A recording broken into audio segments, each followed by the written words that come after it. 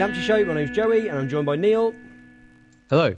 And no Paul this week, who is in Cannock doing whatever people do in Cannock. And we are delighted to say that we're joined by Steve Phelps, author of 29 Minutes from Wembley. How are you, Steve? Evening, chaps. Yeah, great, thank you. Thanks for having me on. Good to have you back. When were you on last? What game was it? Do you remember? Crikey, it was the Bristol City one.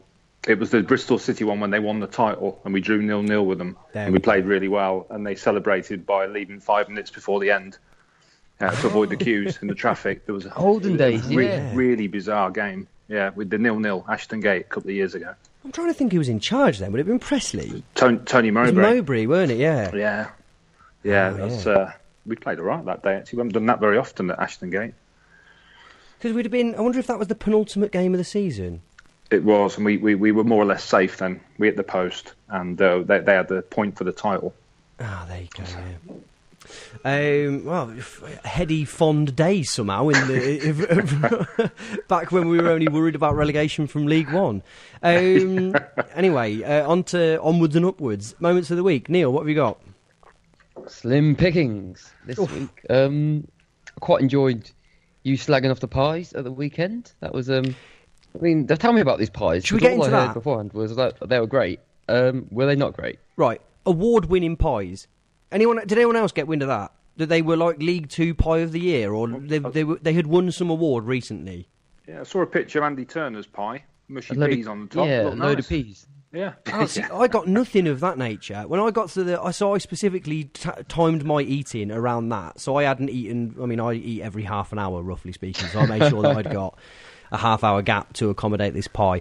When I got there, they just had a sign that just said Morecambe pies. So I said to him, "What pies is it?" He just went, "It's meat and potato." And I was like, "Well, fine, let's go for that then." But it was crap even by meat and potato standards, which I think is the kind of. I mean, it's fine, but it's not my first choice, obviously. But it was. I mean, between that and the Capital of Culture win, it was a hot topic of conversation on the terraces. Was disappointment of pies, and it was like $3.50 as well. Everything I'd read had said it's the best pie in the world, and it's £2.50. Yeah. What's this about all the peas on top of it as well? That's a strange choice. Yeah, I wouldn't. That sounds delicious. That sounds very gastro to me. But I didn't even see that. You said Andy Turner this time round. Andy Turner put his picture out, before the game with his mushy peas. It was probably a 50-50 split between peas and pie. Really vibrant green peas as well. Proper green, something from incredible like Mars green. attacks. Terrible. I wonder if they got the wrong podcast host. Because you'd have thought that if they'd have got one special pie and pea dinner for the most eminent Coventry City podcast host, he must have sneaked in and got it. Unbelievable. Yeah, Neil. So you're saying Piegate was your moment of the week? I was up there. Also, Madison Watch, him playing average for him and still being the best player on the park. That was quite good.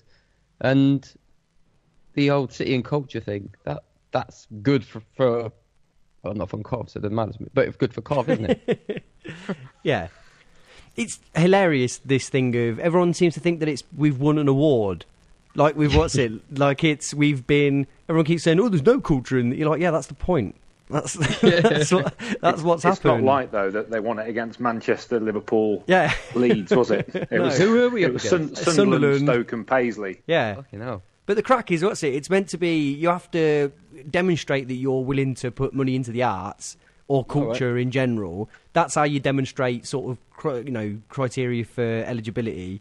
And then the award is that you get heritage lottery funding going towards it, but it's been like received as being some sort of accolade that we've been bestowed upon us for all of the fabulous. Cultural, yeah. For all of the fabulous. Is it the hope that by 2021 there'll be some culture on the football pitch? Is that the challenge? Like Operation Premiership?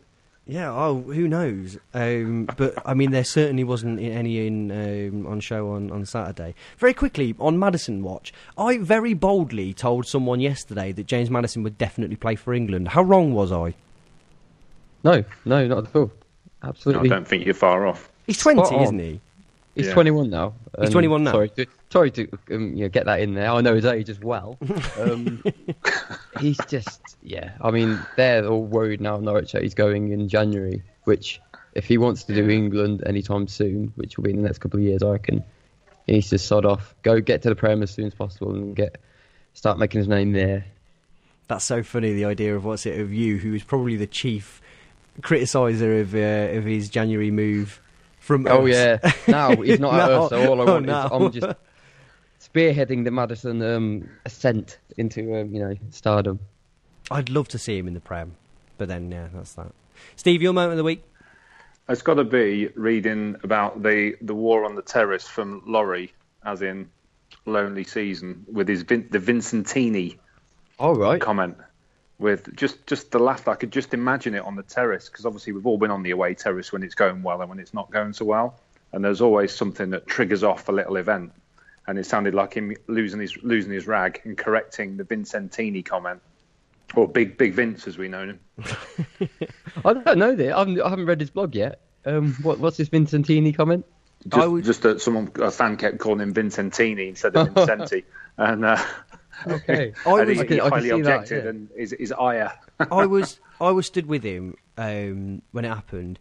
The guy in front of us was. This is genuinely how it went down. He got two lads with him. One maybe 12 and one 15, say. And the 15-year-old actually walked off halfway through the second half and stood somewhere else because he was that bothered by the behaviour of his dad. His dad was an absolute lunatic. It's actually quite sad thinking, God, what hope have you two kids got with a dad like that? I mean, my language ain't great, but this was just really, really, really vile, caustic language towards the players, and he was one of them where brevity wasn't his friend. He went on some ill-advised, long-winded ramble about they had a defender called Muller. Hey, Muller, when you're having sex with the keeper at night, do you go to the bathroom and then check yourself in the mirror, and then when you go back in, do you say, oh, look at who it is that you're having sex? Do you know what I mean? One of them people where you're like, what? Zing, how drunk nice must you... there, yeah, just really, really ill-advised. But anyway, he kept screaming at Vincenti as soon as he came on, he didn't play great, but he didn't deserve the level of really personal abuse this guy was. But it was really undermined by the fact that he kept calling him Vincentini, which it was really odd. But you could see Laurie just getting more and more exacerbated by it. And eventually he just blew his stack. And this guy obviously was quite an intimidating presence, so it took some balls. He just blew his stack from behind him and just went, oh, mate, if you're going to call him out, at least get his name right. It's Vincenti. This guy turned round. He all ready to be apoplectic, but was so confused by the interaction that he just didn't really know how to process it. He was just fantastic. Like, yeah, but that's not even the... he just couldn't... he really couldn't deal with it whatsoever. They just turned back round. And then he called... Because we weren't calling Blue Murder on everything, he called everyone around him wankers. He was having a go at everyone. And then someone had the temerity to turn around to him and just say, oh, mate, we're just trying to watch the game. And then he just badgered him all game. It was just a nightmare. It was a really surreal atmosphere in the crowd on Saturday for some reason. Everything seemed really... toxic, but also just really odd. These really strange interactions, only lightened by the constant songs about culture, obviously. Yeah. It's like Yeovil away. That was similar. It wasn't a good atmosphere. And, this season doesn't help when you drop a clanger in like Liam O'Neill did, but Liam O'Brien, sorry. Oh dear. Yeah, I mean, you can understand it to a certain extent, but I think the cold had got to people possibly because it wasn't the warmest of days. I had a mate who went for a 20-year uni reunion in Morecambe. There was 4 of them went, got the train from Bath all the way up, stayed overnight, came back Sunday, took him 8 hours. Oh, God. So not only was he battered from the night before, he's then stuck on the train for 8 hours going back after that performance as well. That's a long train journey, isn't it? Yeah, and Morecambe was supposed to take about 4 for all the delays and everything. Oh, God, of course, yeah. Morecambe didn't seem like the sort of town that you'd want to be stuck in either. No. But yeah, that's that. I'm going to quickly throw mine out. I'm not a fan of the word banter, but I don't really know whether there's any other way that you can describe this. Neil, you watched it back on iFollow, didn't you? And I don't know whether they'll have picked this up at all. But firstly, Barry Roche very bald, very old goalkeeper was getting it in the neck about being bald for a certain amount of time. There's a 3-part banter trilogy that I want to go through with you that I was really impressed by. And after a while of getting barracked for being bald, he took a goal kick, and as he did, he kind of sort of like faked to run his fingers through his hair while he took the goal kick, which I was very impressed with as a reaction. That old trick. Yeah, very lovely, yeah. Then their hawking defender, Muller, again, I don't know if you'll have noticed, this is Max Biamu, who's not exactly a shrinking violet, size-wise. There was one moment where he got fouled by Muller, and then when he got up to have a go back, he very quickly knew his place. This was a big tank of a man that he was about to go head-to-head with, but that he went down completely obviously fake injured at one point towards the end of the game, and when he turned round, he gave a little wink and a smile to the Cov fans to show that it was just a bit of play acting, which obviously you never want to, you don't want to see, but it's part of the game. And I loved how brazen it was that he was. Yeah. And then the final act of this trilogy, and I don't know, and this was pure gold as far as I'm concerned, is again, and I can't remember the circumstances which led up to it, but that he turned to the Cov fans and then mimicked the kind of what I can only describe as penis height, mimicked the masturbation signal of sort of the wrist back and forth, and then the release phase of it with his. I think I saw that. Did you? I thought I'd imagined it. I thought, no way they could this. It's like them kicking Bishop Brenner at the arse. This couldn't have happened, could it? Yeah, Laurie had to tell you about it because I'd missed it. But this guy had a glint in his eye, the likes of which you've never quite seen. But it was just, I was like, wow. You wouldn't see that in the Prem. I mean, imagine the cameras that would be on that would be like, what on earth has happened here? But the absolute pièce de résistance is that then, of course, what happens in a situation like that is the princessy football fans come out, and one guy runs down to the stewards and the police and then explains what he's done, mimicking the actions and everything. You can see him pointing at the player and saying something needs to happen to him. And you just think, you've been calling him every name under the sun for about 15 minutes, and now you're like, I can't believe what he's done. I know. Oh, man. But it was, I mean, that was the only bit of fun in what was otherwise an absolutely tragic game. I was there. Neil, you've watched it back. Really hard to know how they set up in the first place. Looked like, in theory, it was some sort of like bastard child of 4-4-2 and 4-3-3. I'm not convinced there is actually any specific plan going into it. I think it's throw some players out there. The only thing that was really apparent was that of Biamu, Nazon and McNulty operated out on the right and operated out deep enough, as in far away enough from goal, that it looked more like a wide position rather than a sort of third striker position. And I think that set the tone for what was a really, really ill-balanced, off-kilter team performance. The defence looked really shaky in comparison to how it's looked earlier in the season, and I think Liam Kelly's absence in midfield was really, really keenly felt. I just felt that there was time and time again where the ball was able to come right the way through our middle and find a striker that sort of bypassed wherever you'd have expected one of the central midfielders to be, but that equally was able to cut the defence out. And I couldn't quite really work out what was going on until I sort of thought in retrospect, I wonder if that is what Kelly has been quietly dealing with all season and you kind of don't notice it until it's gone. But I think it's probably representative of a bit of a deeper malaise for the whole team not quite knowing what their role was or what they were doing. To a man, it was almost a sort of awful performance from everyone. The bit that I would say is that we talked about Vincenti last week and how is it that he has just lost his spark and that he's now a terrible player, or is it more complex than that? Is it that certain players perform well in certain teams? Do they do well in certain circumstances? A little bit like we talked about with Chris Kirkland a few weeks or months ago or whatever it was, where he'd had different challenges where he'd been, but he said that largely it was down to how training went for him and the circumstances that went into that. But that you could say on one hand that Ben Stevenson had a sort of anonymous poor game, or you could look at it and say that his game really is based on getting the ball and spraying it out to players, especially players that are going to run onto it or provide some sort of attacking impetus. And that if every time he got the ball on Saturday, he looked up and he didn't see any options, which I think was the case, then I'm not entirely sure what he's meant to do with it. Well, I thought, sorry to leap in, no, but Big Vince has featured in the Luton 3-0. He's featured in the Notts County 3-0. We can make him effective. We play to his strengths. I got a bit of criticism from Paul after the first game of the season on it, but I think he's got something. I know it's our Peter Crouch-esque, but I think there's something. He's got they use him, don't they, with the diagonal ball and pick up the bits. But at Luton, he was effective. Well, yeah, go on.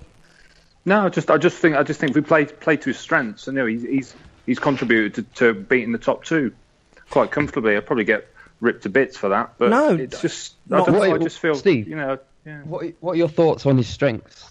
I think he's deceptive. Positionally, kind of, where would you put him if we're going to get the best out of him?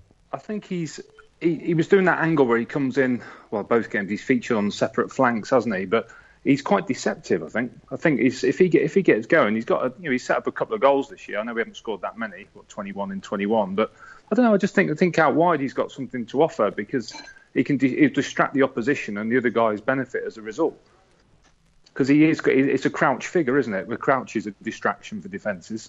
I'm not saying, look, this is going to make a massive difference to us, but I don't know. I just think he's got something. He must have seen something in him to get him in the first place. Yeah, I mean, when I think about it, it kind of comes back to this trust thing again that I've mentioned a few times, where there are the moments and there's the things that he's done well this season are good. So when he set up goals, that's good. And when he's won the headers and he's looked quite an aerial threat, that's good. I guess there's like a balancing act, and there's a counterpoint where actually there's so much that he's doing which is not good, not at sort of the standard that you want. It's kind of how much trust you put in him, and that's where my trouble is coming with him at the moment, because I see all the good things as well, and I see it when he's doing well, and it makes me feel happy about him, thinking that he's actually capable. Because one thing I don't think, and I think that people get on his back about it, is they think he's genuinely an all-round crap player. He's got absolutely no capability at all. I don't think that's the case. I think he has got the capability. I think the problem we've got is that we're trying to fit him in the team, and he's almost having to do a job that he's not currently at his point at the moment in this season. He's just not able to do. He's just not that. He's not the fulcrum of the team. He's not the guy who's going to make something happen. So we brought him on at half time the other day to essentially replace sort of Nazon, in the sense where we someone who's going to actually do something for us. We put all our focus on Nazon, that didn't work. So Vincenti came on. That's not his role. He's a functional player within a functional team, and that's where he's probably best suited. So it's a really difficult one, because you kind of have to. Robin, it's almost better against the ball-playing teams. It's almost against the teams that aren't going to sit back and park the bus. I don't think he's beneficial. But the Notts Counties and Lutons came out with a bit more flair, didn't they? They came out to try and play. And I guess there's something implicit in the idea that the more ball playing teams are less likely to be aerial threats, and that perhaps there's something in it there. But I think he's quite symptomatic of my overall problem with the game on Saturday, is that I think there's two things. One, you have to play a game that suits him, and secondly, he has to have players around him that suit what we're doing. So the idea nominally is that he comes in and that we play the ball in the air a bit more. But then that plan, that threat, has to be more than that. It has to be that he has to take up certain positions in which he can either bring the ball down and play someone through, and that has to be, is it that he's in the centre and that we can ping it up to him and that he looks to play it quickly for someone running on, or is he looking for flick-ons for somebody to get over on the shoulder, or is he looking to bring it down and put it out wide so someone can put the... there has to be some sort of game plan. But like Neil said, he came on for Nazon, and let's be kind and say that he came on for Shipley, but there wasn't anything when he came on that you thought, right, I see, so they're trying to get it up to him so that he can flick in McNulty. He was just there, and I don't think that helps him at all. To your point though, Steve, is that I thought he was awful when he came on, and I feel for him, because I don't think it's all his fault, as we're saying. But what I will say is that he created two. One was the Jordan Willis horrendous miss that was where he was offside when he headed the ball, And there was another chance that he created. And in a game where there weren't many chances created, he did create 2 in the second half. I think there is something there, but I just don't think he works in this team. Although saying that increasingly, I think it's, does he not work in this team, or is there not much of a team in an attacking sense for him to work in?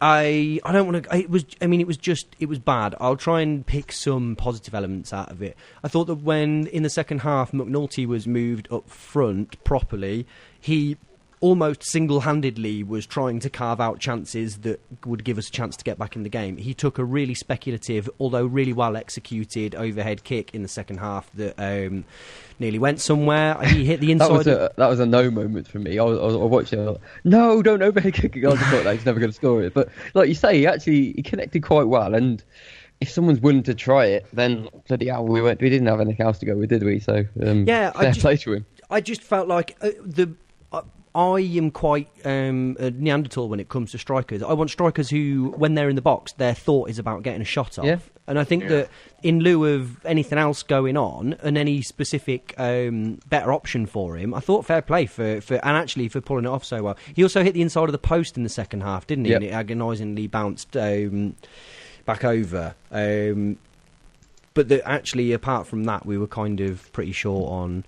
on chances. That roughly is about. Oh, and Lee Burge had a strange game, but pulled off maybe 2 very good saves. And I think you could see in his face that he was just really frustrated by the amount that he had to do. There was an awful lot of coming off his line to try and sweep up for people being out of position or not anticipating things properly. There's a temptation to say, I wonder whether there was external factors like the pitch or whatever else, but there was a lot of balls being left to bounce that didn't need to be left, and a lot of not attacking things where they should be. And Burge was very, very alert to a lot of things that I think if he hadn't have been, we could have been in more trouble. But it was a really, really, really desperately poor performance against a Morecambe team that were palpably not good enough. Their player Oliver, who scored the first goal, missed a good number of chances before his goal, and I think Robin said something like that's the best he's played ever or something. I thought he was poor. I thought, especially in the first half before he scored, I thought our best chance today of getting anything out of this game is the fact that they won't get a goal because he's their striker. And then when he was given that opportunity for the goal that he got, that was just so soft. You just think, oh God, you just kick it in your own net. Yeah, it was the defence all along, wasn't it? All day long, I just thought it was shambolic defending, and there was no resistance. And the only reason they didn't score more was because of themselves. They weren't, they got a couple, and that was probably the most they could manage just because of the quality that they were playing at. But there was just nothing in our defence. All 4 of them were just there, but they weren't actually impacting the game or showing any sort of resistance towards them at all. And I was saying to you beforehand, Joey, that wasn't the first time I'd seen it like that defensively, which is really odd to say considering we've not conceded any goals. But there's a part of me that wonders just how much of this defensive record is in spite of ourselves, and they it's all down to the fact that there's some poor quality attacks out there who aren't able to punish us. But when we've had plenty of games where we've just allowed teams to just walk through us, and it's just been down to their poor finishing rather than the fact that we've been resolute in our defence. And it's still good that we've kept it. We've got such a strong defensive record, but there are always signs there when I just think, Christ, is this really our doing, or is it other factors at play? Yeah, you can't help but worry that it's one of them seasons where we look back on it in May or whatever and go, do you remember our defensive record up to Christmas? And do you remember we were in the playoffs before Christmas?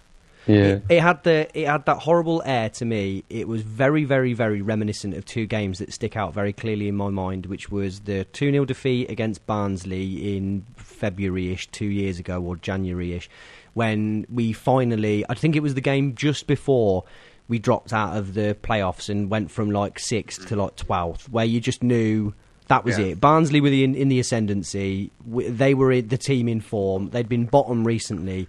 We played each other at Oakwell, and they really comprehensively beat us. John Fleck looked absolutely lost. And and you just thought, there's no way we're finishing the playoffs this season. It's just not happening. We've lost too much ground. I think we'd been something like no winning or 1 win in 13 or something like that at that point. And then the Fleetwood game in October last year away, when we lost 2-0, and you thought, this is going to be a long, hard season. This is just going to be a brutal season. It had that bleakness about it, this game, where you just thought, oh God, this is not. It really, and I'm really sympathetic to the fact that the plan, as it was that we have Andrew and Jones, who would have presumably have been our key creative threats, and that both of them are out for the season, which is something that you can't account for, and that's fair play. But the way that we were set up was that let's get the ball to Jones and hope that he does something amazing, and that we've now palpably got no plan B whatsoever, which I accept is difficult, because if you've got Jones, perhaps that is how you'd set up, because if that's how you'd set up with him no matter what. But in January now, something has to happen where somebody comes in and does that for us. And my preference, I think, wouldn't be, I don't want us to sign this superstar, especially in light of the book that we talked about last week and the one that we will go on to talk about shortly. It feels really to me like you just want square pegs for square holes, or round pegs for round holes. And you just want... just get some decent team players and learn how to build it up and be a strong, functional, solid unit all the way through the team rather than just through the defence. And the thing that worries me, chaps, is that you think back to last December to March, how poor it was under Russell Slade. Yeah. Okay, I mean, I was at Bristol Rovers Boxing Day. It was woeful, and yet Russell Slade's Grimsby team is on the same number of points, albeit a few places below us at the moment. That's, for me, he was woeful. He was one of the worst managers I think I've come across at City, and yet his team is on the same number of points as us. Yeah, and that tells me that's my concern, is that if we have a slide, if we don't get, say, 4 out of 6 out of the next 2 home games, by the new year, after Port Vale and Carlisle, we could be mid-table marooned. And then there's a converse to that, isn't there? Because, annoyingly, what we've seen from this team so far this year, and from certain players as well, is that they're able to pull out the bag sometimes, and that's kind of what I'm looking for now. And it feels like this was the first time this season where there's been sort of genuine anger across the board about the performance. It got to the point where, I mean, this is by all means one of the worst teams in the league. Robin's fucking really, really angry. The fans are angry. You've just swore. I've just swore, so I'm ever so cross. So, these things, it's kind of built up to this point now. And then Nazon has been picked out as, he hauled off at half-time. Do we get reactions from these players? Do we get reactions from the players who have been trusted to make something happen? Even other players like Ryan Haynes, who has all the talent in the world, but some weeks he's just so reserved in his play. And you sort of think, man, just knock the ball and run sometimes. Just show what you've got. And he doesn't do it. And that's my hope. My hope is that maybe some sort of, I don't know what it's based on, but maybe some sort of personal pride comes into play now. And some of these players who've had such a shocking game puff out their chest a little bit in the games to come and start playing the way they were previously. And even if it just becomes that point where maybe as a team we're still a little bit disjointed, but we somehow managed to drag ourselves through this next couple of weeks until the transfer window, where we can maybe try and mould something a little bit more cohesive. But for these next 2 weeks, this big period where we can't afford to lose ground, some of those players who are supposedly too good for this league need to come out and show it, because people like Nazon, he can't be getting hauled off at half-time when we haven't got Jody Jones. We need someone that good, or supposedly good, to be on the pitch as long as possible, because he's always capable of doing something. Can I make 2 points just quickly while I think of them, just to finish off what I've got to say? Yep. Having a go at Nazon for the performance that he gave in the first half was like having a go at a tiger for having stripes. I didn't understand that from Robbins at all. Yeah. I didn't see anything different in that performance in that first 45 minutes than any other performance that he's put in this season. He either plays like that and scores a wonder goal, and I think as well he hasn't got Jody Jones to link up with. So I wasn't quite sure. Maybe apart from when he came on against Accrington. Actually, no, he started against Accrington, didn't he? And he was desperate to be hauled off because he was knackered. The other thing is that if you were going to play Nazon for 45 minutes, that's the wrong 45 minutes to play him in. I think everybody knows that. So I was a bit annoyed about that. The second thing, and this is quite speculative, but I've got a reasonable hunch on this. Ryan Haynes, I think, is is playing to orders. So in the same way that Doyle talked about when he scored against Swindon earlier in the season, Robin said, I was a bit annoyed to start off with because I've told him not to cross a certain point of the pitch, and that he did, but that he can get away with it because he scored. There's a lot of times where Haynes would play in triangles of 3 players, as triangles tend to be, where he would instinctively break forward, and I watched him take strides to go forward and then check himself and stop and get back into left-back position. And I wonder whether part of the problem is that he's being told, Grimmer is the one that advances, you have to make sure that strange, you, wouldn't it, you drop if it was back. the other way around, where actually we'd say Haynes is the one in the attacking third, where you'd probably trust to create something in Grimmer, because Grimmer's shown he's got a good engine, but final delivery and stuff isn't really his forte. No, that would be odd, but no, you could be right. I might be miles off the point, but it was just there was twice at least where I saw that he checked like I say, he went to make the run and then he started it and then stopped and deliberate. And the thing that was noticeable about it was that he very specifically took up the position when he went back. And I don't know whether that's where it looked when he stopped himself, you thought anyone would make that run. That's because there was no one in his space. There was no one ahead of the player in the ball that had gone. There was no one overlapping on the left. So you just think there's no way that you wouldn't look to be that outlet instinctively, especially as a fullback with his attacking instincts as he's got. Yeah. But he just wasn't doing it. So I might be miles wrong, but it does look like there was something going on there specifically. Any final Morecambe thoughts, or shall we get on to some more positive vibes with a Z? Let's talk book. Steve, remind us of the name of the book for anybody that wasn't listening earlier, and tell us in a few sentences what it's all about. The only title it could have been, 29 minutes from Wembley, 1980-81, one of the best City sides in the modern top flight era, missed out on a League Cup final with Liverpool. By 29 minutes, they were leading against West Ham over 2 legs, and 2 goals in the last 29 minutes, 1 in the last minute, took West Ham to Wembley in place of City. If City had got to Wembley, they'd have had a massive cash injection, probably wouldn't have lost all the players that subsequently left in and around the summer of '83. And then, this was a great era for the youth coming through the youth team policy, which City were really working to at the time. It was a great time, great football, the Talbot kit, we all love that kit, the Admiral stripes, brilliant, average age 21. By summer of '83, they're all bar Steve Jacobs had gone. And it's a real shame because it was the first team I watched, first City team I ever watched, as a 6-year-old jumping over the main stand turnstile. And it's jumping over, chucked over. And it's a story that I wasn't aware of, but the one from the reactions I've seen from fans and from the players in the book, it's a team that was dismantled too soon, wasn't it, by the sounds of it? Definitely. Yeah, absolutely. I mean, what they were. I mean, it's what they went on to achieve as well. They all started off their careers at Cov. You would never have. Mark Haley ends up at AC Milan, Monaco, Gary Gillespie, Liverpool. The team broke up. I'm not going to spoil the book, obviously, but the team broke up down to the finance of the club. That was a major aspect, and the players were hugely frustrated about that. Felt that the club didn't do enough to keep them, but Gary Thompson was sold basically to keep the club afloat. And none of these players wanted to leave. They were all quite happy at the club. They enjoyed each other's company. It was good camaraderie, similar to the 80-70 team. Good rapport, enjoyed each other's company, and good players as well. Really good players. Is this something that you've been sat on for a while? This is an idea for a book, or what was the catalyst for making you write it now? Catalyst was Legends Day 2016 when City whopped Bury 6-0. And Dave Bennett had invited me and my wife to the Legends Day as a guest because of the Sky Blue Heroes book. And at the other table was Andy Blair and Gary Thompson.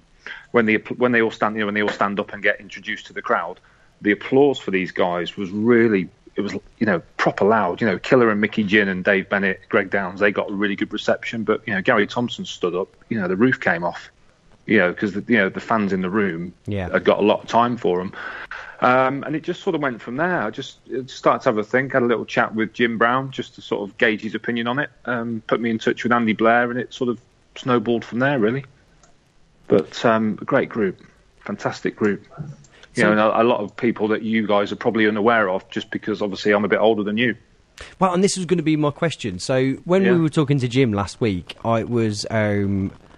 that era was significantly beyond us, but this one is just ever so slightly beyond us. Yeah. But I should imagine that a lot of our listeners are a fair bit younger still, what with it being such a vibrant youth-reaching podcast. Yeah. Why don't you give us a rundown of some of the stars and some of the characters, and without wanting to give too much away, obviously, but give us a flavour of the team. You look at 1980-81, you had the debut season of a lad at right back called Danny Thomas. Danny Thomas moved to Spurs. Unfortunately, his career was ended by injury just before the 87 Cup final. He was actually sat on Spurs' bench at Wembley in 87. But he got injured. But 1980-81, he played 23 games, got Player of the Year. That was his first season at the club. Fast, pacey, attacking right back. Andy Blair, box to box. Your number 4 in the team. He was signed by the champions Villa. At the end of 81, Dyson and Gillespie. We talk about how good Kilcline and Peake were. Dyson and Gillespie were fantastic. They were young. The team made errors, but they weren't half a good side of players. Peter Bodak on the wing.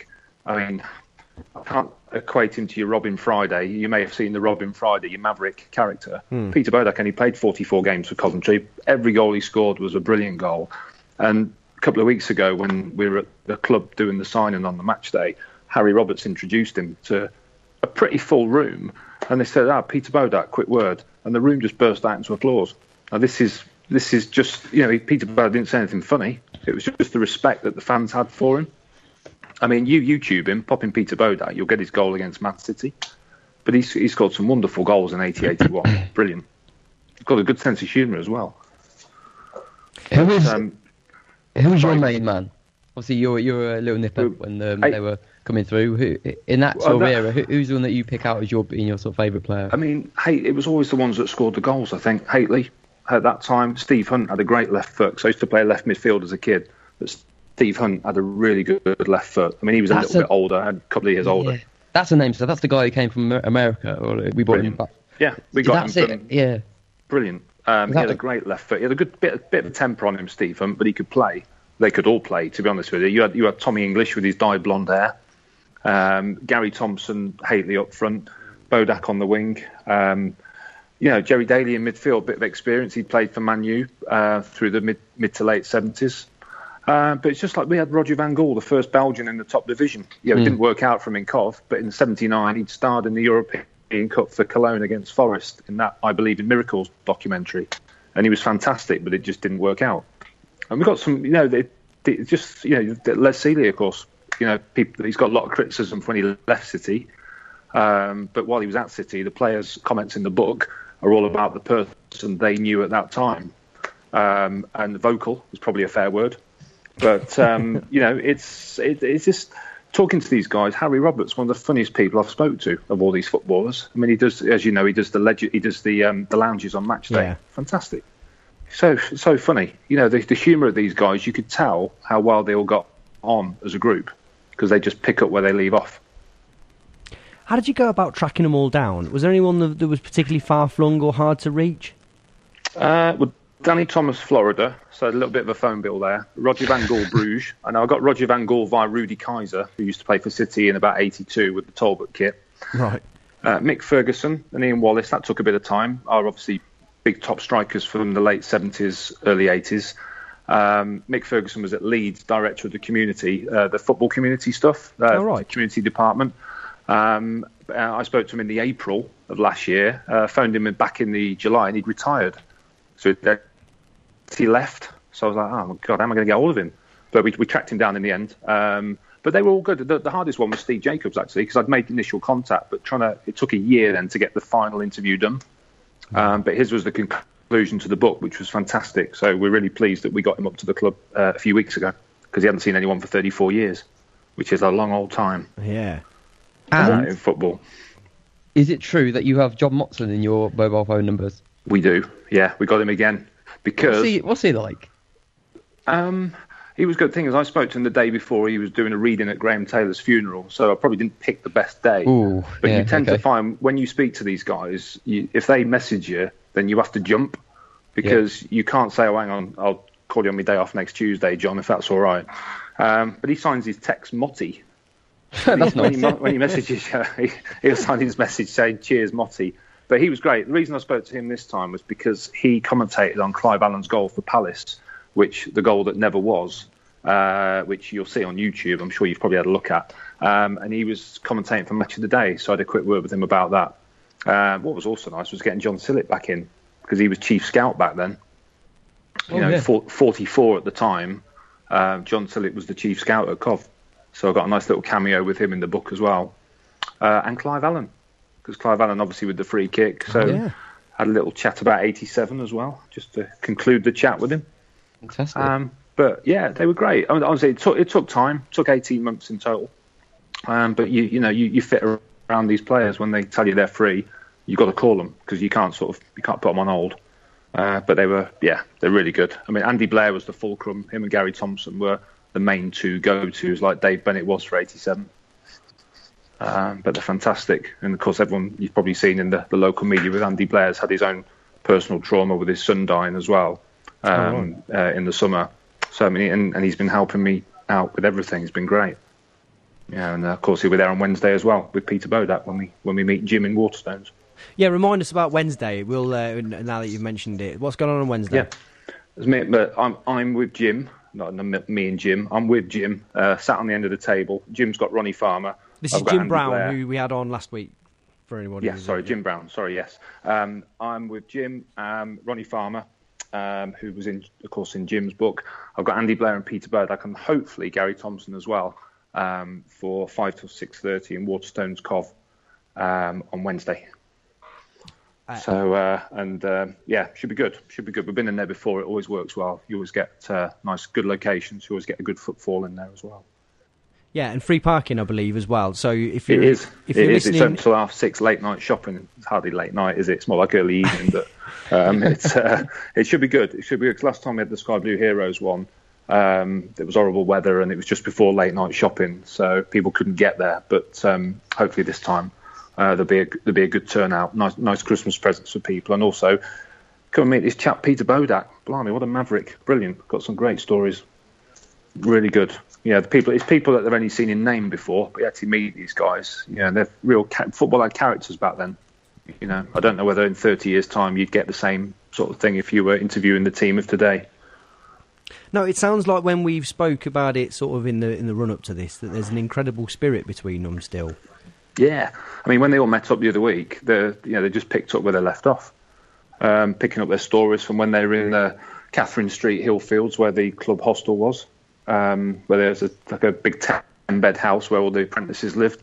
They just started waxing lyrical about all their time, between 16 and 19 for some of them. Then they all went into digs around Highfield Road, and they just really enjoyed each other's company. They just had a good laugh, but they could play as well. A lot of these guys played over 100 games in Division 1. How does the process of talking to these guys about a story much less told and a road less travelled than the 87 guys stack up? Were they expecting the call, or how did they respond when they picked the phone up? Andy Blair picked up on it straight away. I think there was surprise, to be honest. There was surprise when I spoke to him initially, but he basically got me quite a few of the contacts, so they had a bit of a heads up already. But not one of them turned it down. The only one I couldn't get hold of was Tommy English, and that was just couldn't get hold of him. But every player, Gillespie, Haitley, etc., they're more than happy. They all spoke for about an hour, but they bought into it straight away because they all felt they had a story to tell.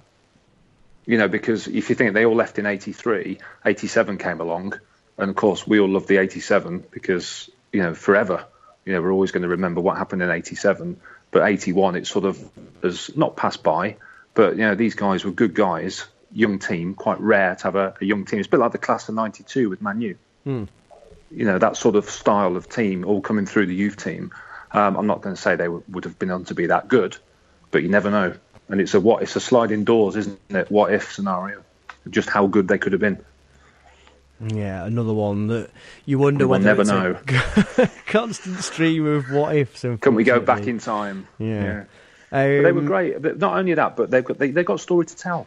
It's not. And also, when I was speaking to them, I didn't know what that story was going to be. With the cup winners, they were fantastic. but they've relayed their story to so many people, and they were brilliant. But with these guys, I didn't quite know what to expect. I didn't know what angle they were going to come from, but a lot of it was just the memories of the time. Not too many specifics, because obviously 36 years ago is a long time, but it's just the memories and the atmospheres. Highfield Road on an evening game, 30,000. We all love that.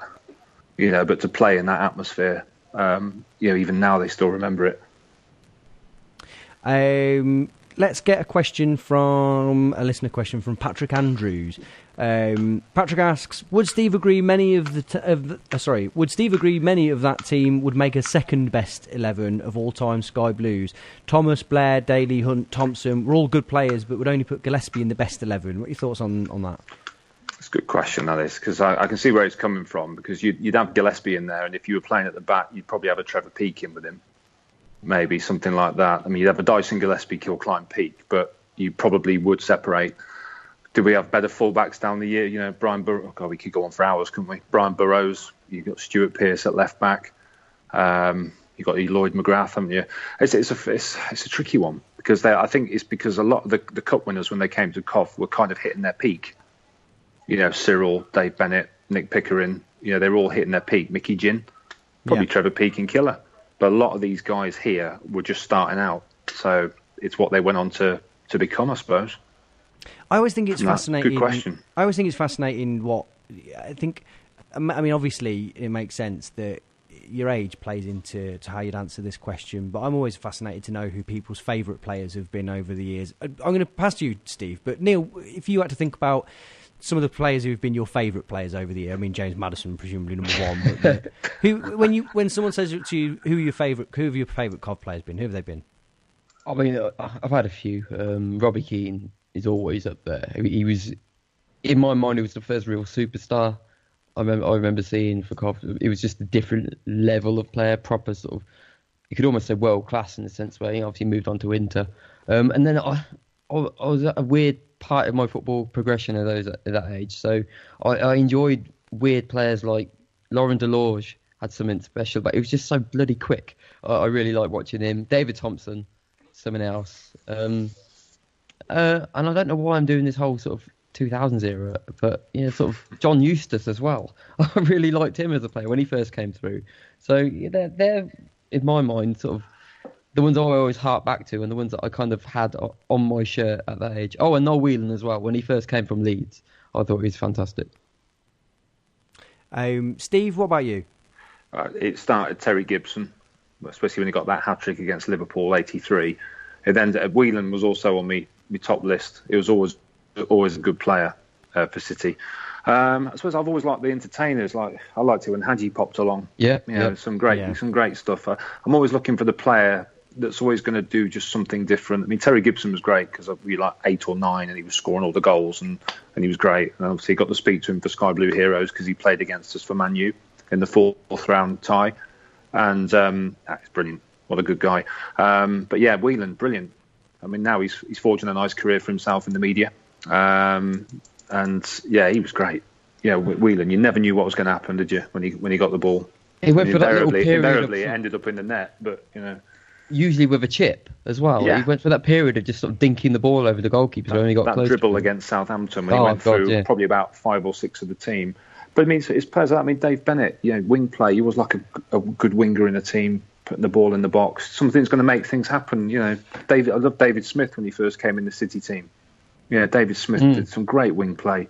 Unfortunately, and for a few years, I remember him taking Mel Sterling to the cleaners for Sheffield Wednesday one time. Not many players did that, but he was good. I mean, he was taking players on, wasn't he? The Middlesbrough 4-3 when he set Speedy up for 3 headers.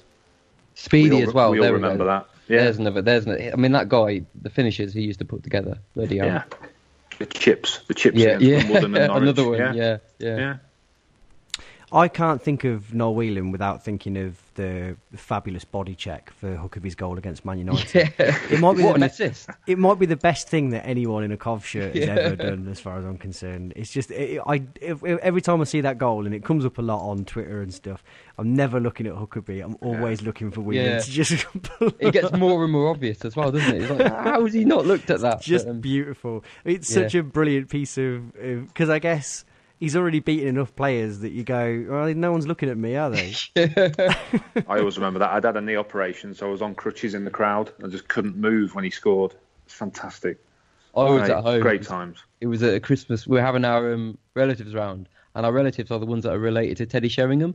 So my dad was getting really annoyed because he thought that Man United were going to win, and it was Rob's going to be going on about that all night now, isn't he? And then we ended up getting the goals, and we were a different household that evening. It was very good. I can't remember if I've also told you the story about I once acquired a £1 coin owned by Noel Whelan, and I kept it for 5 years because I was an idiot. You haven't told us that, but I'd like to hear more about it. Essentially what happened, my sister, this was he was about 20 at the time, so he used to frequent the bars of Leamington, and my sister knew him quite well. That's not a euphemism for anything, she just knew him. And one night, he gave her a £1 coin, and me being, I don't know how old I was at the time, maybe 14 or something, I thought that was great. I was like, this is amazing, I'm going to keep hold of that. And then one day I needed something, so I just spent it. I thought, enough's enough, Neil. I now know I want to know what you spent the quid on, but I'm sure it was probably something entirely forgettable. Really trivial. It's probably like sweets or something. It's confectionery, isn't it? I was going to say it's got to be a crunchy, surely. Crunchy or a boost or something, yeah. One for the vending machine. It's a Yeovil crunchy. Yeah. Good stuff. Okay. Final thoughts on the book then. What was the most extraordinary thing or your favourite thing that you learned whilst writing in the process of writing the book? It was more when you finish it. It's the response from the players. It's the response from the public actually as well, because unless they're all hiding their comments, it's been fantastic. I mean, it's doing better than Sky Blue Heroes, which has massively surprised me because obviously we all take 87. But the feedback and the comments are great. One of the best bits was coming home and getting a letter. We don't get many letters, do we? Come through the door. Normally it's a bill. And it was a letter from Gordon Milne, the manager, praising the book. Oh, fantastic. Wow. I'd only put my address on the back of the envelope purely in case it didn't arrive. I wasn't doing it for correspondence purposes. Yeah. But he wrote me a letter. He's 80 now. Wrote me a letter to say well done, in a nutshell. But it's players' comments. You get messages from these players when you least expect it. Yeah, you get a text come through or something, just like Steve Hunt saying you've done the lads proud. Makes it all worthwhile. You don't write these books for money. You're writing them because you want to get them into people's hands, and you're not trying to educate them. That's the wrong word. You're just trying to say, right, have a look at these. Look how good these guys were at our club, because we all support the same club, and we've all got a history, haven't we, with the club? I mean, Jim covers it superbly well. We know that, and he's done it, and he will continue to cover it so well. But this era, 80-81. Crikey, hopefully some of these guys will say, Peter Bodak, he could play. They never heard of him until, might not have ever heard of him until now. But this when the feedback comes in, it's great, especially the players. But I think it's only I think it's only your own humility that's saying that you sort of wouldn't go as far as saying an education, but it is an education. It's certainly for someone like me. I think you're telling a story, aren't you? You're telling a story through the players' eyes. I try to write it as if I'm sat in the room with them, so that it's almost like, we're all sat there having a pint, trying to say that they're all together. You're trying to write it through their voices, just so it comes across as their humour, and I like to think it does, from everything that they've said. But when they give you the feedback, they stand up on stage in the casino. They don't have to do that. They could just say, it's all right. But when they stand up in the casino, makes it all worthwhile. It's like with the FA Cup guys. It's great. People buy it. I'm grateful for every copy that gets sold. It's never going to be on the same level as Jim's. I mean, Jim Brown's got such an outstanding eye for detail. His books are just fabulous. They're amazing. But it's a hell of a nice guy, Jim. I've met him before, spoke to him quite a bit recently. So it'd be nice to actually meet him properly in person on Wednesday. I don't think it's a competition between you. I just think that no, not at all. I think what was really interesting for me was that in the process of reading it and everything else, I had a look on Wikipedia to see if there's an entry for it, because often there is an entry that says this was the season that happened for this club, and for Cov I think that probably stopped somewhere in the 90s and it's not covered anywhere. And that until I read the cover of it, until I got into it, I wasn't aware of this having happened at all. And it's only just on the cusp of being outside of my kind of, sphere of what's going on or anything. But that if you're not there telling this story, then people don't know about it, I don't think. And I think it gets lost to the annals of time. And it's such a brilliant story. And I think it comes at a time when the club is at such a low ebb and that we're so lucky to have people like you and Jim, telling these stories, I just think it's fabulous. I think, again, let's make sure everyone gets down there if you're in the local area to on Wednesday, and if not, then get yourself to either the Pitch Publishing website or to Amazon and pick up. I'll be honest with you, the best ones are like the Amazons at the moment. Waterstone's been great, actually. They have been really good in Coventry Town Centre. They're nicely stocked.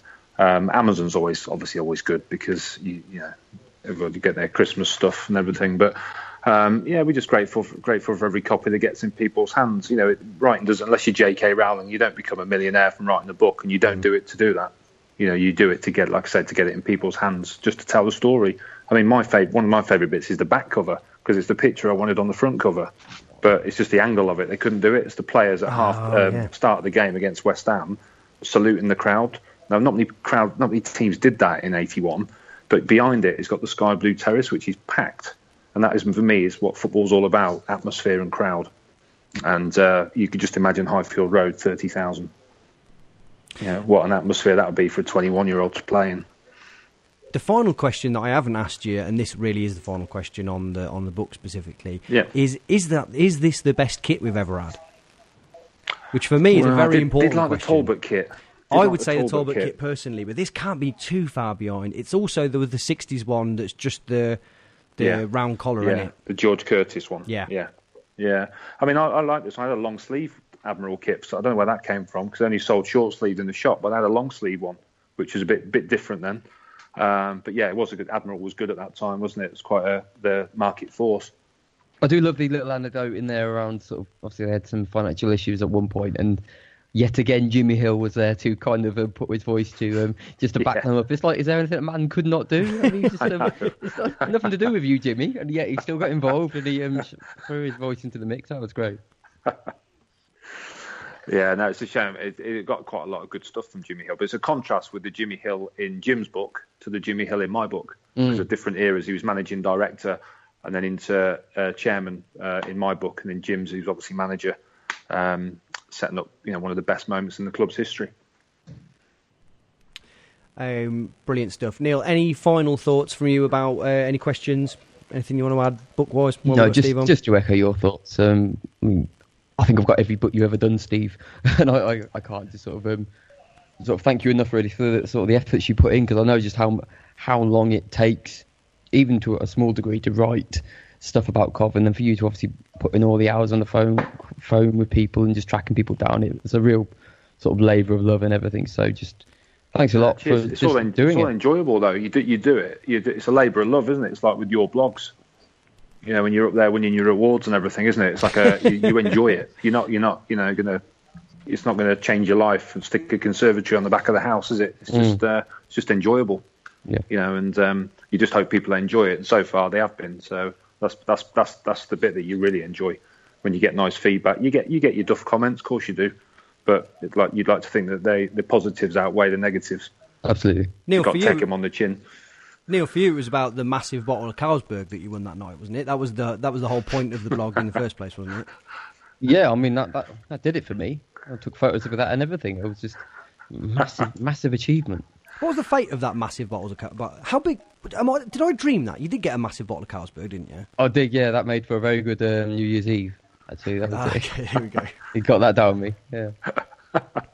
Is there anything that you place any value on? Noel Whelan's pound coin, a massive bottle of Carlsberg? They're just disposable trinkets to you, aren't they? I will consume anything, Joey.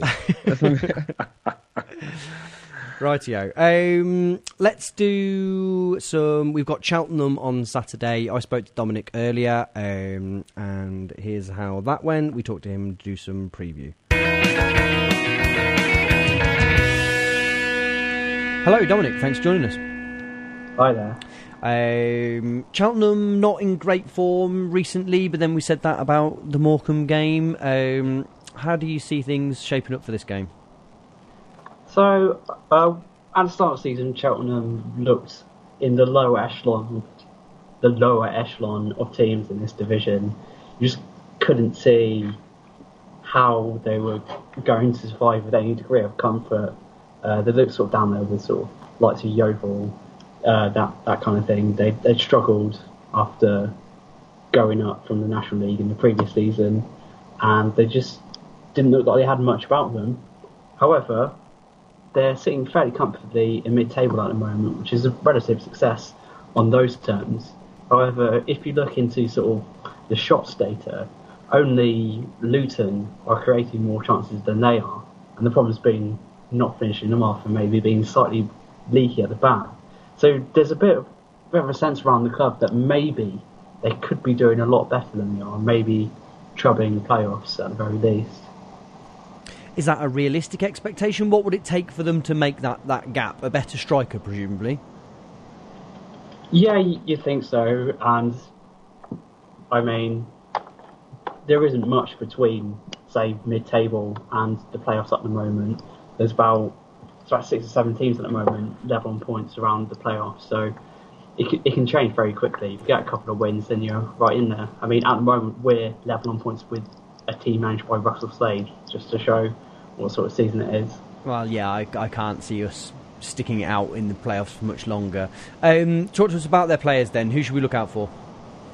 So while their strikers haven't played to like a high level this season, Mohamed Issa, who they signed in the summer from non-league, has been the pick of their strikers. He scored, I think, 7 or 8 goals this season already. He started the season in excellent form, and he's tailed off a bit, which you kind of expect someone sort of learning how to play professional football after coming from part-time, building up that fitness level. Still a fairly young player. He's quick and he's direct, and he is someone who's going to trouble us. Gary Johnson, Cheltenham manager, likes to partner Issa with a big striker, which is either Danny Wright or Brian Graham, and they're both pretty much the same player, and they just sort of alternate between them. They're just very, very orthodox target men, and they can occasionally chip in with a goal or an assist for Issa. Their main threat, I would say, is from set pieces. Their set piece taker, Joe Morrell, who's on loan from Bristol City, who you may notice are managed by Gary Johnson's son.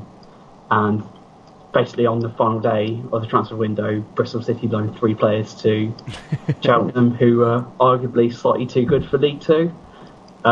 With Taylor Moore, who had a good spell in League One. Another player, Freddie Hines, hasn't really done much with Cheltenham, but scored a few goals in the League Cup for Bristol City. But obviously a bit of is it reverse nepotism, or do we just call it nepotism in that regard? Yeah, probably a bit of nepotism. Does beg the question whether Guardiola's got a son who fancies managing Cov. Well, I don't know if you're aware of this, but Guardiola's brother sort of owns Girona in Spain, and basically Manchester City kind of bought Girona and loaned a load of players to Girona. So, no. So it's happening all over the place. This is why we're not doing well. We haven't got nepotism working in our favour, unfortunately. How are they likely to set up then? So this is a Gary Johnson. This is a team that's going to get it into these big men up front. Yeah, they've got a good set piece threat. They've got a big man, little man combination up front. It's not going to be difficult to figure out how they're going to set up. They've got some energetic midfielders. Haven't got much pace at the back, so it's going to be another team setting up, going to defend fairly deep at the Rico, and we're going to have to try and break that down and not get caught on the counter. Wow, so this should be another thriller then. Predictions? Yeah, we're just a really annoying team at the moment, because you can't even say we're absolutely dreadful, because we still have fairly recent memories of good performances like Luton and Lincoln, even Borough and Wood. So you just don't know what we're going to get at the moment. What I'm worried about most at the moment isn't so much our attacking play, because I feel like someone like Nazon, maybe even Haynes, or to a much lesser extent McNulty, could do something in the odd game, like every other game, at least one of them.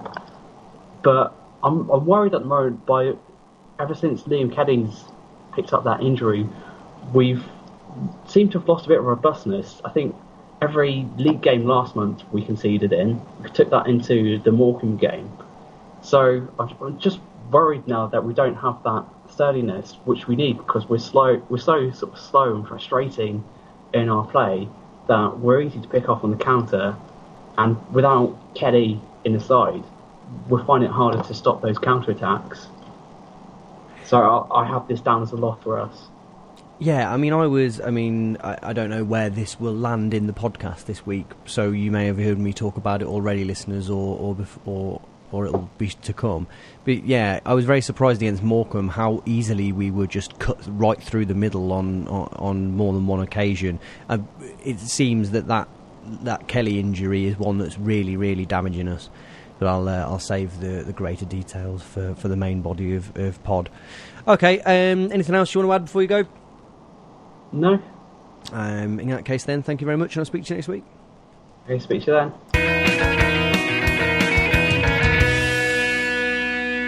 Okay, thanks, Dominic. Steve, while we've got you, just some thoughts on this season and how things are going, and then we'll let you go. Thoughts on Robbins overall since he's been back? I've got to be honest, I like Mark Robbins the first time, I like him the second time round. Somebody who's worked under Alex Ferguson, they've got to have learned something. And I know sometimes we question his substitutions and the timings of his substitutions, but you look at Lincoln, he got it spot on. You look at Luton, he got it spot on. I know there's been others where he hasn't, but I've got to be honest with you. I think he'd do a better job than Mourinho. Put Mourinho in at Cov, he'd struggle, wouldn't he? There's no money. You can't spend money. You come to Coventry, you've got to coach the players, haven't you? You've got to motivate the players. I don't think a top class coach could do that, if that sounds right, because they're used to having the cash, aren't they? They can buy themselves success. Whereas our guys that come in have got to. Russell Slade was absolutely hopeless. I've never seen anything so bad as those 3 months. And we've seen some trash. Yeah. But I think when I was pleased when he came back, I did question why he was coming back, because I thought, well, hang on a minute, there's got to be some reason. But it didn't work from anywhere else. I think he'll get it right. Yeah, I think he'll get it right, but I think we're missing. I think we're going to miss Kelly. I think he's been quite integral this year. He's a good player. Picks up all the bits. He's like our water carrier, if that makes sense. He's our Claude Makelele. How long is he out for, I wonder? For another 4 to 6 weeks, apparently. Oh, is it really that bad? Is it? Yeah, they said 6 to 8 weeks and he'd already been out for 2 weeks, from what I've read, which isn't good. We need to speed him up and get him back. Darn it. It's just so strange. I still just can't work. This is a real conundrum for me because I agree with you. I think that increasingly, oh God, he's become, weirdly, in his absence, he's become much more important than he was when he was here. I possibly took him for granted. But I just don't, I still can't, it's this Ben Stevenson conundrum that I can't wrap my head around, that he can't not be a good player. I don't know what's happened.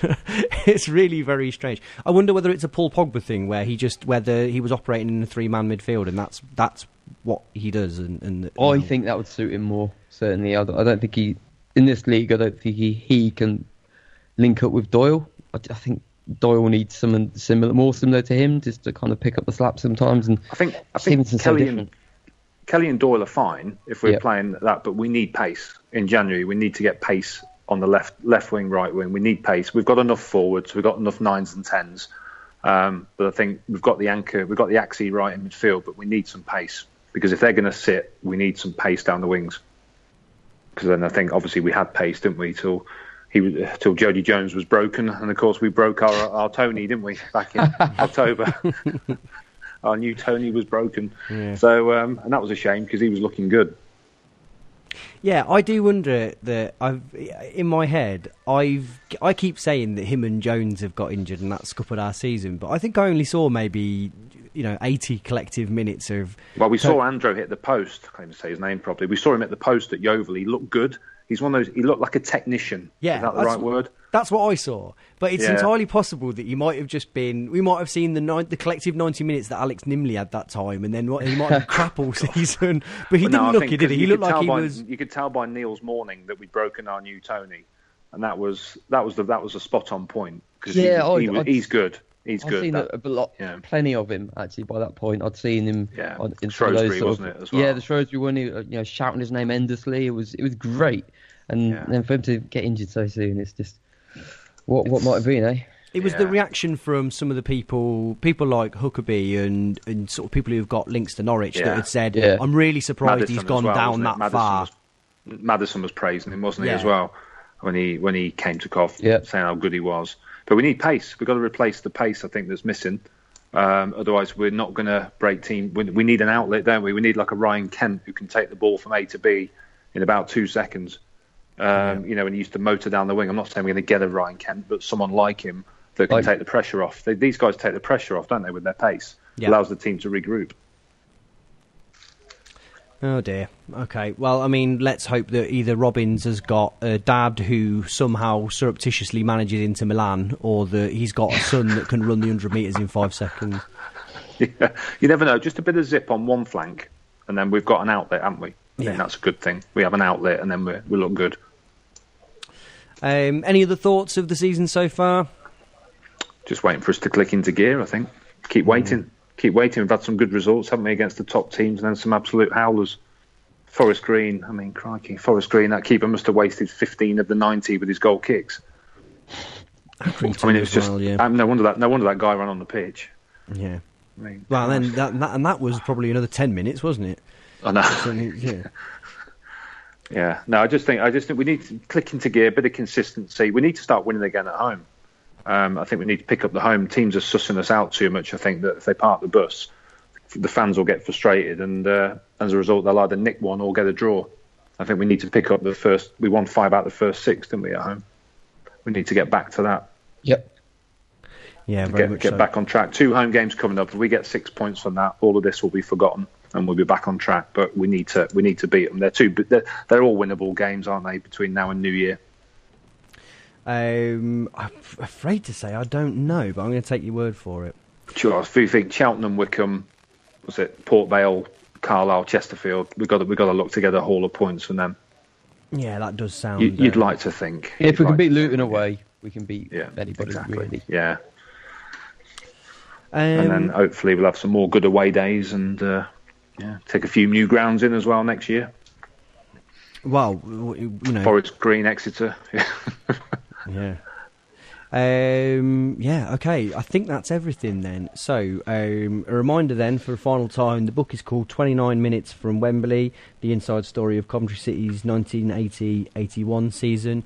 You can get that from Amazon, but we'd urge you to get down to Waterstones on Wednesday and pick up a copy and meet Steve and meet some of the players. And don't forget that we've still got T-shirts available. They will go off sale at some point in reasonably early January, so get one while you can. Massive thank you to anybody who's already picked one up. Anyone that buys them, it goes towards the cost that we incur to host the podcast. It's not a massive profit grab, as you can probably imagine. So we really, really appreciate anyone who's picked one of those up so far. They are £12, but I think that they pretty much have constantly rolling offers for them, being sort of 20 or 30% off. So if you go to niilampteyshow.co.uk, there's a link on the website that says buy a t-shirt. Click through there and get yourself one. Again, thank you for anyone that's bought one so far. And remember as well, Jim Brown will be there on Wednesday, and you can pick up his book from Amazon. And I think that's enough plugs. Have we forgot anything? Is there anyone that's anyone else doing anything? No, I think we're we'll be in there Wednesday 5 till 6:30. Forget the snow. Don't worry about that. It'll have gone by then. Yeah. Late night shopping. Perfect. Come and meet the players. It's not about me. It's about the players. Come and meet those players. Fantastic. Good people as well. Good people as well. Good stuff. Got good stories. Good humour. All characters as they were then. Neil, thank you very much. Thank you. And Steve, pleasure as usual. Cheers, chaps. Thank you. I would speak to you soon. Steve. And thank you, listener. All the best. Thank you. Thank you, listener. Bye.